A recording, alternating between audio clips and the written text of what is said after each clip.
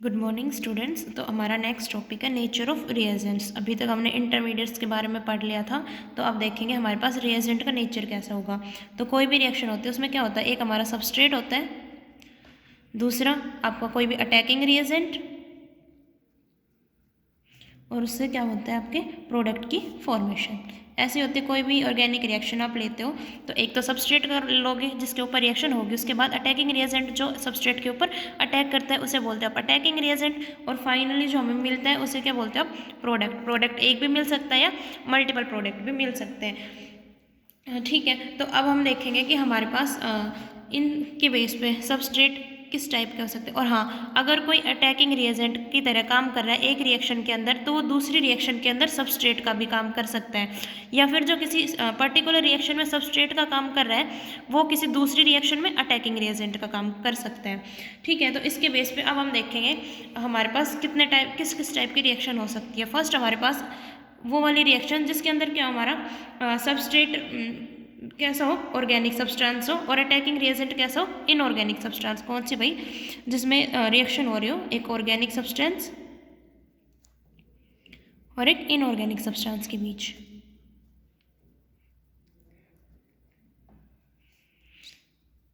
Similar. और finally productive formation, मतलब जो आपका सबस्ट्रेट है वो तो ऑर्गेनिक है, और जो आपका अटैकिंग रिएजेंट है वो कैसा है भाई, इनऑर्गेनिक, और फाइनली प्रोडक्ट की फॉर्मेशन करे। For example C2H5I plus aqueous KOH क्या बनता है भाई रिएक्शन में, सब्सटीट्यूट न्यूक्लियोफिलिक सब्सटीट्यूशन रिएक्शन होगी। वो सारा मैकेनिज्म आप मतलब किस रिएक्शन में क्या प्रोडक्ट बनता है वो आगे आप चैप्टर वाइज सीखोगे। अभी जस्ट सिंपल हम देख रहे हैं। तो इसके अंदर क्या है, सबस्ट्रेट आपका एक ऑर्गेनिक सब्सटेंस है, आयोडो इथेन है, और जो आपका अटैकिंग रिएजेंट है वो क्या है, पोटाशियम हाइड्रोक्साइड, वो क्या है, इनऑर्गेनिक सब्सटेंस है, और फाइनली प्रोडक्ट की फॉर्मेशन कर रहे हैं, और KI as a side product निकल जाएगा। तो या तो हमारे इस टाइप की रिएक्शन हो सकती है। सेकंड हमारी कौन सी रिएक्शन होती है जिसके अंदर क्या हो, दोनों ही हमारे ऑर्गेनिक सब्सटेंस हो, मतलब सबस्ट्रेट भी ऑर्गेनिक हो और हमारा जो रिएक्टिंग अटैकिंग रिएजेंट है वो भी कैसा हो, ऑर्गेनिक हो नेचर में। तो इस टाइप की रिएक्शन, तो इसमें कौन सी एग्जांपल हो गया, CH3 COOH, कोई भी एसिड ले रहे हो, रिएक्शन बहुत सारी हो सकती है, मैं सिर्फ कोई एग्जांपल लेके आप देख सकते हो, तो जिसके अंदर दोनों ऑर्गेनिक का काम कर रहा हूँ। तो एसिड और आपके अल्कोहल मिलके क्या बनाते हैं, ईथर्स की फॉर्मेशन करते हैं, सॉरी एस्टर्स की फॉर्मेशन, COC2H5। ठीक है, तो ये वाली रिएक्शन हो सकती है जिसके अंदर दोनों में क्या हो, ऑर्गेनिक। अब देखो दोनों ही सब्सटेंस ऑर्गेनिक है आपकी, तो क्या हो सकता है जो प्रोडक्ट के अंदर बॉन्ड की फॉर्मेशन हो वो कार्बन और किसी हीट्रो एटम के अंदर हो। अब देखो ये था, दोनों थे, अब जो प्रोडक्ट बना है उसमें जो नया बॉन्ड बना है वो इन दोनों के बीच बना है, मतलब एक कार्बन और एक हीट्रो एटम। तो इसके अंदर पहला केस तो क्या हो गया, जिसमें क्या हो, एक हीट्रो एटम हो, मतलब जो प्रोडक्ट है उसमें जो बॉन्ड बन रहा हो वो किन के बीच बन रहा हो भाई, हीट्रो एटम के बीच, हीट्रो एटम और कार्बन के बीच। या फिर क्या हो सकता है कि जो बॉन्ड है वो किसके अंदर हो, कार्बन कार्बन के बीच भी हो सकता है। तो इसकी में तीन टाइप के रिएक्शन हो सकती है हमारी, या तो हमारा सबस्ट्रेट है वो ऑर्गेनिक हो, अटैकिंग रिएजेंट इनऑर्गेनिक हो, और अगर हमारे दोनों ही ऑर्गेनिक है तो उसमें क्या हो सकता है कि जो बॉन्ड फॉर्मेशन हो प्रोडक्ट के अंदर वो हीट्रो एटम और कार्बन के बीच हो, और या फिर क्या हो सकता है कि कार्बन कार्बन के बीच हो, तो हीट्रो एटम वाला एग्जाम्पल देख लिया। अब देखो जिसमें कार्बन कार्बन के बीच बॉन्ड बने, कोई भी रिएक्शन लिख लो, इसकी रिएक्शन करवानी है हमने इथाइल क्लोराइड के साथ, C+CH3Cl, क्या होगी, न्यूक्लियोफिलिक सब्सटीट्यूशन रिएक्शन होगी, इलेक्ट्रोफिलिक CH3। ठीक है, तो क्या बना है, जो नया बॉन्ड बना है वो इस कार्बन और इस कार्बन के बीच बना है, इस कार्बन कार्बन, तो कार्बन कार्बन के बीच भी बॉन्ड की फॉर्मेशन हो सकती है। तो ये होता है हमारा सिंपल रिएजेंट का नेचर कैसा हो सकता है। उसके बाद आते हैं हमारे पास क्लासिफिकेशन ऑफ रिएजेंट। क्लासिफिकेशन,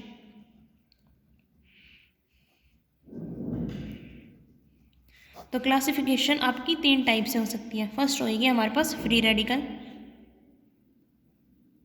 मतलब आपके जो रिएजेंट है वो कैसे हो सकते हैं, फ्री रेडिकल हो सकते हैं। सेकंड हमारे पास क्या हो सकते हैं भाई, इलेक्ट्रोफिलिक, इलेक्ट्रोफिलिक रिएजेंट, और थर्ड होता है हमारे पास न्यूक्लियोफिलिक रिएजेंट।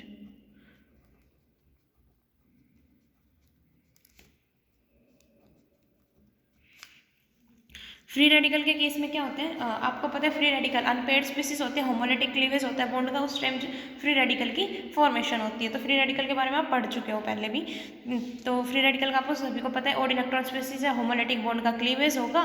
तो फ्री रेडिकल सिंपल, जैसे कि ये आपका क्लोरीन क्लोरीन के बीच बॉन्ड है, इधर टूटा, क्या बनेगा, Cl radical plus Cl radical. तो क्या जो मैकेनिज्म जाएगा वो फ्री रेडिकल मैकेनिज्म के थ्रू जाएगा। तो इन्हें क्या बोलते हो, इस टाइप के जो आपके रिएजेंट उन्हें बोलते हो फ्री रेडिकल। उसके बाद मेन आते हैं हमारे पास इलेक्ट्रोफिलिक या न्यूक्लियोफिलिक। तो देखो इलेक्ट्रोफिलिक,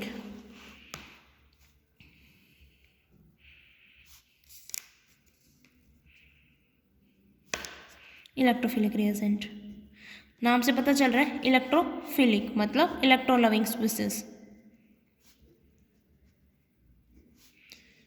और इलेक्ट्रॉन लविंग स्पीसीज कौन सी होती हैं, जो इलेक्ट्रॉन को अपनी साइड अट्रैक्ट करे। और इलेक्ट्रॉन को अट्रैक्ट कौन करेगा, जो कैसी हो, इलेक्ट्रॉन डेफिशिएंट। तो क्या होते हैं हमारे इलेक्ट्रोफाइल्स, इलेक्ट्रॉन डेफिशिएंट स्पीसीज। तो ऐसे जो भी चीज़ जिनके पास इलेक्ट्रॉन की डेफिशिएंसी हो, मतलब इलेक्ट्रॉन की डेफिशिएंसी किससे बताते हो आप, इनकम्प्लीट ऑक्टेट। तो जिसका भी जो ऑक्टेट है वो इनकम्प्लीट ऑक्टेट है, तो उन सारे स्पीसीज को क्या बोलते हैं आप, इलेक्ट्रोफाइल्स। या फिर उन रिएजेंट को क्या बोलते हो, इलेक्ट्रोफिलिक रिएजेंट्स। इलेक्ट्रोफिलिक रिएजेंट्स का ही दूसरा नाम होता है इलेक्ट्रोफाइल्स।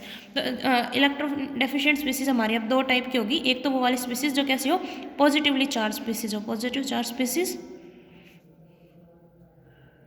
या फिर क्या हो गई है आपके पास, न्यूट्रल स्पीसीज।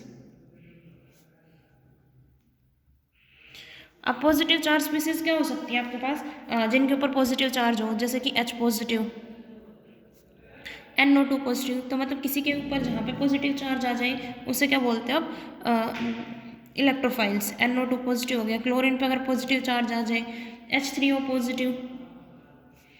और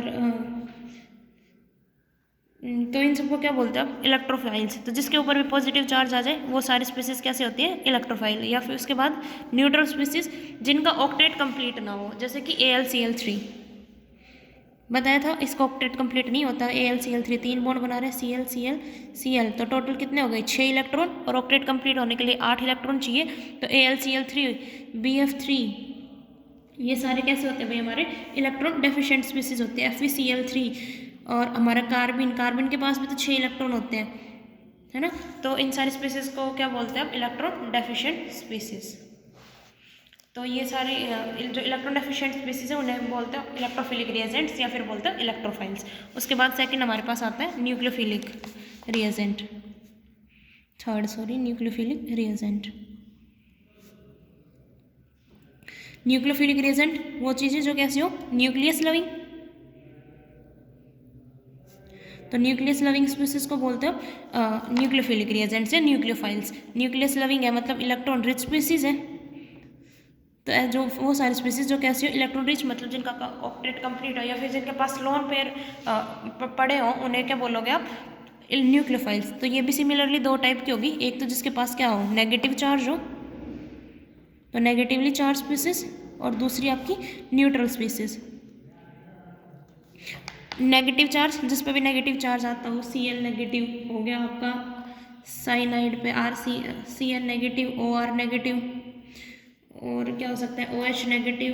तो वो सारे स्पीसीज जिसके ऊपर आपके कार्बन आयंस पे भी नेगेटिव चार्ज आता है, तो उसमें कार्बन आयंस, कार्बोकैटायंस हो गए इलेक्ट्रोफाइल्स वाले में। तो कार्बन आयंस जिसमें कार्बन के ऊपर नेगेटिव चार्ज आ रहा हो, तो ये सारी जिन पे भी नेगेटिव चार्ज आए वो किसके अंदर आते हैं भाई, हमारे न्यूक्लियोफाइल्स के अंदर। न्यूट्रल स्पीसीज कौन सी, जिसके पास क्या हो, lone pair of electron present हो। तो उन स्पीसीज को क्या बोलते हैं, न्यूट्रल न्यूक्लियोफाइल्स, जिसके पास क्या हो, lone pair. For example ammonia हो गया हमारे पास, नाइट्रोजन के ऊपर लोन पेयर प्रेजेंट होता है, वाटर में ऑक्सीजन पे 2 लोन पेयर प्रेजेंट होते हैं। तो ये एक दूसरे को दे सकते हैं ना अपने इलेक्ट्रॉन रिच स्पीसीज है, इनके पास इलेक्ट्रॉन एक्स्ट्रा है, लोन पेयर जो प्रेजेंट है।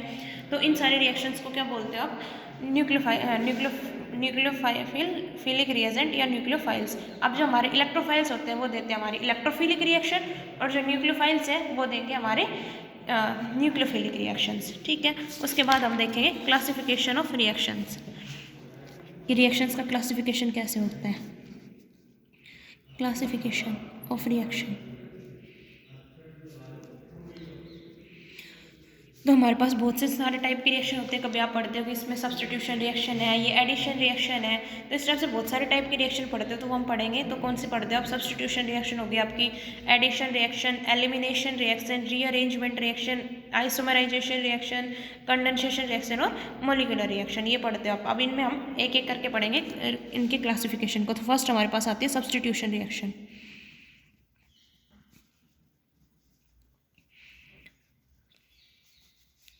सब्स्टिट्यूशन रिएक्शन क्या होती है? वो रिएक्शन जिसमें एक जो आपका रिएजेंट के अंदर कोई एक सब्स्टिट्यूएंट दूसरे सब्स्टिट्यूएंट को रिप्लेस कर दे। फॉर एग्जांपल हमारे पास CH4 + Cl2, क्या होगा? CH3Cl + HCl। इसके अंदर क्या थे? 4 कार्बन जुड़ रहे थे, इसके साथ 4 हाइड्रोजन जुड़ रहे थे, सॉरी, एक क्लोरीन ने क्या किया? एक हाइड्रोजन को रिप्लेस करके क्या बना दिया? CH3Cl, मतलब ये 3 और एक Cl, मतलब इस हाइड्रोजन को क्लोरीन ने रिप्लेस कर दिया, मतलब एक सब्स्टिट्यूएंट ने दूसरे सब्स्टिट्यूएंट को रिप्लेस कर दिया। और तो इस टाइप के रिएक्शन में, या फिर कह सकते हैं सब्स्टिट्यूट हो गया ना, इसका सब्स्टिट्यूशन हो गया। तो इस टाइप के रिएक्शन को क्या बोलते हैं? Substitution reaction. एग्जाम्पल दूसरा देख लो, CH3I + KOH एक्वस, क्या बनाएगा भाई आपके पास? CH3 आयोडीन हटा के OH आ जाएगा और KI अलग से आ जाएगा। तो इस I को इस OH ग्रुप ने रिप्लेस कर दिया ना, तो इस टाइप के रिएक्शन को क्या बोलते हैं आप? Substitution reaction. उसके बाद सब्स्टिट्यूशन भी हमारा 3 टाइप से होगा। फर्स्ट होता है फ्री रेडिकल सब्स्टिट्यूशन, वही जितने टाइप के न्यूक्लियो आपके अटैकिंग रिएजेंट उसके बेस पे, तो फ्री रेडिकल सब्स्टिट्यूशन, जिसके अंदर क्या हो रहा है? फ्री रेडिकल की जनरेशन हो रही है। फॉर एग्जाम्पल, तो जैसे आप पढ़ते हो हैलोजेनेशन ऑफ एल्केन, उसके केस में रिएक्शन होती है, वो फ्री रेडिकल सब्स्टिट्यूशन मैकेनिज्म से जाती है। या फ्री रेडिकल सब्स्टिट्यूशन CL है, किस में टूटेगा? Cl रेडिकल + Cl रेडिकल, उसके बाद CH3H + Cl रेडिकल, क्या बनेगा भाई? CH3 तो रेडिकल बन जाएगा और HCl आपका निकल जाएगा। अब जो CH3 रेडिकल था ये फिर से Cl के साथ अटैक करेगा, तो CH3Cl और Cl रेडिकल जनरेट हो जाएगा। ठीक है, तो इस टाइप के रिएक्शंस को क्या बोलते हैं? फ्री रेडिकल सब्स्टिट्यूशन रिएक्शन, जिसके अंदर सब्स्टिट्यूट हो रहा भाई यही हुआ है कि आपका जो ये था, जो मेन रिएक्शन इसकी वही है, CH4 + Cl2 gives CH3Cl + HCl, लेकिन मैकेनिज्म ये वाला फॉलो करेगा, मतलब फ्री रेडिकल की जनरेशन हुई है। तो इस टाइप के रिएक्शंस को क्या बोलते हैं? Free radical substitution reaction. Second हमारे पास आती है electrophilic substitution reaction. Electrophilic substitution reaction, तो जिसके अंदर एक इलेक्ट्रोफाइल दूसरे इलेक्ट्रोफाइल को सब्स्टिट्यूट कर दे। ये था आपका, इसके ऊपर डालोगे NO2 पॉजिटिव, क्या होगा? एक हाइड्रोजन, हर बेंजीन के पास एक एक हाइड्रोजन होती है, उस हाइड्रोजन को रिप्लेस करके NO2 आ जाएगा। तो जो आपका H पॉजिटिव है वो किससे रिप्लेस हो गया भाई? NO2 पॉजिटिव से। तो इस टाइप के रिएक्शंस को क्या बोलोगे? और NO2 पॉजिटिव किसका काम करता है? इलेक्ट्रोफाइल का, तो सब्स्टिट्यूशन हुआ है, तो इलेक्ट्रोफिलिक सब्स्टिट्यूशन रिएक्शन। नेक्स्ट आती है हमारे पास nucleophilic substitution reaction. Third part इसके अंदर क्या आ जाएगा? Nucleophilic substitution reaction. Nucleophilic substitution reaction क्या होती है भाई आपकी? सिंपल, जिसके अंदर एक न्यूक्लियोफाइल दूसरे न्यूक्लियोफाइल को सब्स्टिट्यूट कर दे। ये आपका OH नेगेटिव + CH3I, आपको पता है I नेगेटिव की फॉर्म में निकलता है, ये इसके ऊपर I नेगेटिव, बाहर क्या बनेगा? CH3OH + I negative. एक न्यूक्लियोफाइल को दूसरे न्यूक्लियोफाइल से रिप्लेस कर दिया, तो इसके रिएक्शन को क्या बोलते हैं आप? Nucleophilic substitution reaction. ठीक है, ये थी आपकी सब्स्टिट्यूशन रिएक्शन। सेकंड आपकी जो टाइप की रिएक्शन आती है वो क्या आती है आपके पास? Addition reaction. एडिशन रिएक्शन में क्या होगा? एक आपका सबस्ट्रेट है या फिर 2 रिएक्टेंट है, वो दोनों आपस में क्या हो रहे हो? कंबाइन हो रहे हो, या फिर 2 रिएक्टिंग स्पीसीज आपस में ऐड हो जाए, तो उन रिएक्शंस को क्या बोलते हैं आप? Addition reaction. तो the reaction that involves combination between molecules of 2 reacting substance to form a single compound, मतलब 2 चीज़ मिलके 2 रिएक्टेंट R + R' इस टाइप से मिलके और एक प्रोडक्ट की फॉर्मेशन करे, तो उस टाइप की रिएक्शन को क्या बोलते हैं आप? Addition reactions. या जो प्रोडक्ट बनता है उसे क्या बोलते हैं? Addition product. ये जनरली किसके केस में होती है? जहाँ पे कार्बन कार्बन के बीच डबल बॉन्ड हो या कार्बन कार्बन के बीच ट्रिपल बॉन्ड हो, उन केस में ऐसी रिएक्शन होती है। तो for example CH2 double bond CH2, इसके ऊपर Br2 डालोगे, क्या होगा? दोनों कार्बन्स के साथ जो डबल बॉन्ड था वो सिंगल बॉन्ड में कन्वर्ट हो जाएगा और इनके साथ एक एक ब्रोमीन चला जाएगा। ठीक है, तो ये दोनों थे, दोनों ने मिलकर एक सिंगल प्रोडक्ट बनाया। तो इन दोनों ने मिलकर एक सिंगल प्रोडक्ट बनाया, इस वजह से इस रिएक्शन को क्या बोलते हैं, एडिशन रिएक्शन। फिर वही सेम बात तीन, इसमें एडिशन रिएक्शन भी आपकी तीन टाइप की होगी। फर्स्ट आपकी होती है free radical addition reaction. Free radical addition reaction के अंदर क्या होगा, वही अगर मैकेनिज्म फ्री रेडिकल से जाएगा, for example CH3 CS double bond CS2 HBr, peroxide की प्रेजेंस में अगर रिएक्शन आपने कभी पढ़ी होगी तो ये फ्री रेडिकल के थ्रू जाती है। क्या होता है, एक के साथ H जुड़ता है, दूसरे के साथ Br। प्रोडक्ट कैसे बनता है, एंटी मार्कोनिकोव रूल के अकॉर्डिंग बनते हैं, पढ़ चुके हो ना एंटी मार्कोनिकोव रूल। तो इस टाइप के रिएक्शन को क्या बोलते हैं, फ्री रेडिकल एडिशन रिएक्शन। और बाकी अब ये डिटेल में आ भी जाएगा आपके चैप्टर एल्कीन्स के अंदर। सेकेंड हमारे पास होती है electrophilic substitution reaction, addition reaction, sorry electrophilic addition reaction, जिसमें इंटरमीडिएट क्या बने, इलेक्ट्रोफाइल बने। यह रिएक्शन किसके थ्रू जाए, इलेक्ट्रोफिलिक मैकेनिज्म के थ्रू जाए। तो बहुत सारे रिएक्शन जिसके अंदर एल्कीन्स के अंदर फ्री रेडिकल जो रिएक्शन होती है वो लगभग सारी किसके अकॉर्डिंग होती है भाई, इलेक्ट्रोफिलिक एडिशन रिएक्शन के अकॉर्डिंग। तो CH3 CH double bond CS2, इसके साथ HX के रिएक्शन दिखाओगे, क्या होगा, ये इधर X आपका बाहर निकलता है, क्या बनता है भाई, CH3 CH3, इस पर चार्ज कैसा गया, पॉजिटिव, मतलब किसकी तरह बिहेव कर रहा है अभी, इलेक्ट्रोफाइल की तरह। और X नेगेटिव जो निकला था वो इसके साथ आके अटैच हो जाएगा, CH3 CHX CH3। तो इस टाइप के रिएक्शंस को क्या बोलते हो, इलेक्ट्रोफिलिक एडिशन रिएक्शन।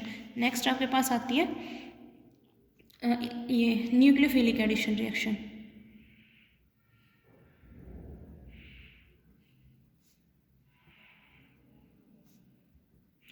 तो न्यूक्लियोफिलिक एडिशन रिएक्शन के अंदर क्या हो, सिंपल वही जैसे इलेक्ट्रोफाइल में इलेक्ट्रोफाइल की जनरेशन हो रही थी, इसमें न्यूक्लियोफाइल की।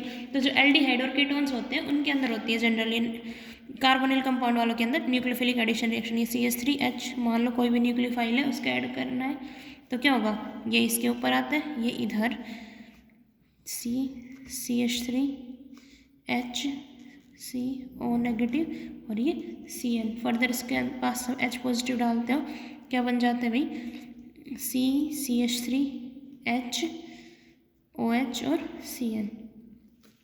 तो क्या हुआ, Cn इसके ऊपर जाके ऐड हो गया, वो क्या था, नेगेटिव चार्ज, मतलब न्यूक्लियोफाइल था। तो इस टाइप के रिएक्शन को क्या बोलते हैं, न्यूक्लियोफिलिक एडिशन रिएक्शन। नेक्स्ट हमारे पास बात आती है एलिमिनेशन रिएक्शंस की।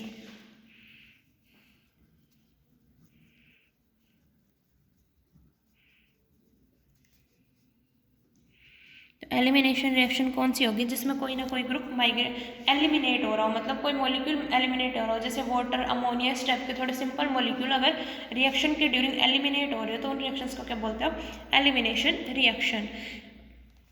और अगर कोई चीज़ एलिमिनेट हुई है तो इसके एलिमिनेशन रिएक्शन के अंदर जनरली क्या होते हैं, डबल बॉन्ड या ट्रिपल बॉन्ड की फॉर्मेशन होती है। तो क्या होगा भाई, कोई भी आप एग्जांपल ले सकते हो। फॉर एग्जांपल प्रोपाइल क्लोराइड का ले लिया हमने, CH3 CS2 Cn। अब इसके केस में KOH अगर एल्कोहलिक डालोगे क्या होगा, इधर से ये ऐसे लिख लो, एक H ऐसे, एक H, ये H और ये Cl दोनों, सॉरी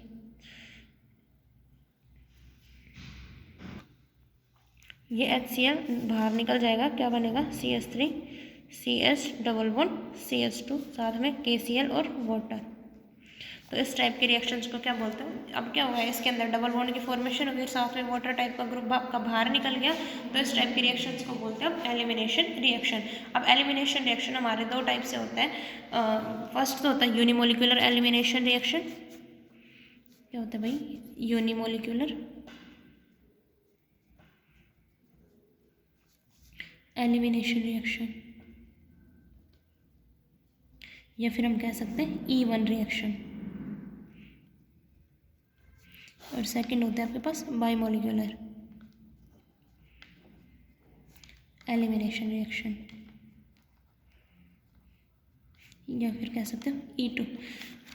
अब आपका जो यूनिमोलिकुलर बायोमोलिकुलर ये कहाँ से आता है, आपका फोटो केमिकल काइनेटिक्स से आता है। इसका मतलब यूनिमोलिकुलर मतलब जब आप किसी रिएक्शन का रेट लो लिखते हो, आपने 12th क्लास में पढ़ा भी होगा, आप रिएक्शन का रेट लो लिखते हो तो आप उसका कैसे लिखते हो कि rate is directly is equal to rate constant और साथ में उसकी कॉन्सेंट्रेशन सबस्ट्रेट की और उसका ऑर्डर ऑफ रिएक्शन। तो अगर ये ऑर्डर है रिएक्शन का, ये क्या हो 1 हो, तो अगर ये ऑर्डर 1 हो और ये ऑर्डर क्या बताता है कितने नंबर हो हमारे पास रिएक्टिंग स्पीसीज हैं। तो अगर हमारे पास जो रेट डिटरमाइनिंग स्टेप है उसके अंदर सिर्फ एक मॉलिक्यूल पार्टिसिपेट कर रहा हो तो उस रिएक्शन को क्या बोलते हैं, यूनिमोलिकुलर एलिमिनेशन रिएक्शन।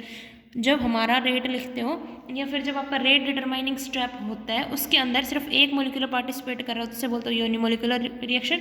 और अगर 2 मॉलिक्यूलर पार्टिसिपेट कर रहे हो तो उसे क्या बोलते हैं, बाईमोलिकुलर। मतलब जो आपका रेट डिटरमाइनिंग स्टेप RDS होता है उसके अंदर अगर 2 मॉलिक्यूल हो तो उसे बोलते हैं बाईमोलिकुलर, और अगर RDS के अंदर सिर्फ एक मॉलिक्यूल हो तो उसे बोलते हैं यूनिमोलिकुलर।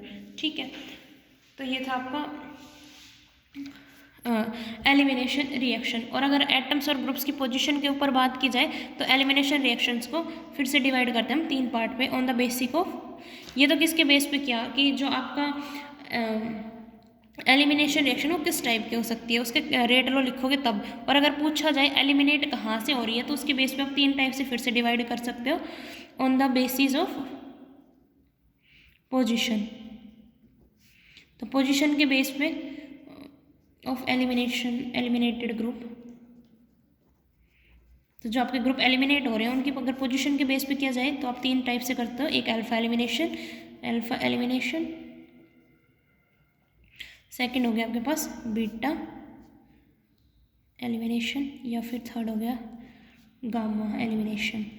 अल्फा एलिमिनेशन मतलब अगर जो 2 चीज़ें एलिमिनेट हो रही है ना, जैसे ऊपर आपने देखा था एक H गया था Cl गया था, तो अगर वो दोनों जो चीज़ें एलिमिनेट हो रही है, जो एटम्स एलिमिनेट हो रहे हैं अगर वो एक ही कार्बन से जाए तो मतलब उसी सेम कार्बन से निकले तो उन्हें बोलते हैं alpha elimination. For example CCl